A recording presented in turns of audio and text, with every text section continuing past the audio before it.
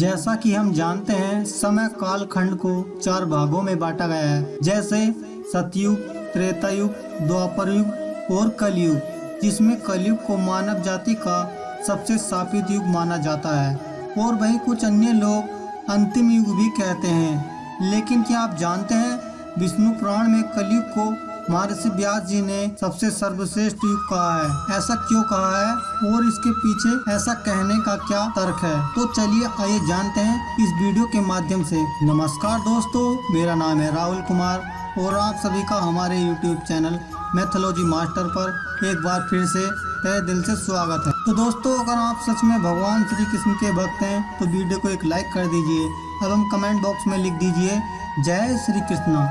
दोस्तों, विष्णु पुराण के अनुसार जब एक महर्षि गंगा में स्नान कर रहे थे, तब कुछ महर्षि गण वहां पहुंचे और उन्हें देखा यह महर्षि वेदव्यास जी गंगा में स्नान कर रहे हैं, तो वह लोग वहीं गंगा के किनारे वृक्ष के नीचे बैठ गए। फिर कुछ समय बाद महर्षि वेदव्यास जी ध्यान लगा के खड़े हुए तो कहने लगे, युगों में सबसे श्रेष्ठ युग कलयुग है। यह कहकर महर्षि फिर से ध्यान में लग गए। युगों में सबसे श्रेष्ठ युग कलयुग सुनकर बैठे ऋषिगण आश्चर्यचकित हो गए और वो कहने लगे, व्यास जी ऐसा क्यों कह रहे हैं कि उन्होंने सुना था कि युगों में कलयुग सबसे शापित युग है। फिर जब महर्षि स्नान करके गंगा से बाहर निकले तो ऋषि मुनि व्यास जी से पूछने लगे कि आपने ऐसा क्यों कहा है, कलयुग सबसे श्रेष्ठ युग है, इसका क्या अर्थ है? क्योंकि आप जैसे महर्षि कुछ भी यूं ही नहीं कह सकते। हम इस विषय को समझना चाहते हैं। मुनियों के ऐसा कहने पर महर्षि व्यास जी ने हंसते हुए जवाब दिया और कहा, ऋषि मुनि, जो फल सतयुग में 10 वर्ष तपस्या करके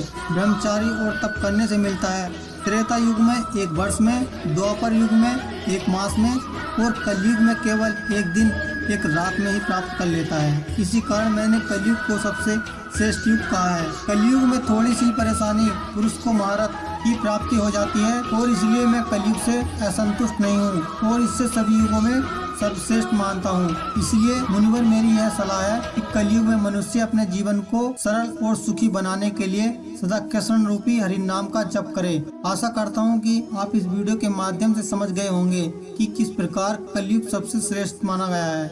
अगर वीडियो अच्छी लगी तो वीडियो को एक लाइक कर दीजिए एवं कमेंट बॉक्स में लिख दीजिए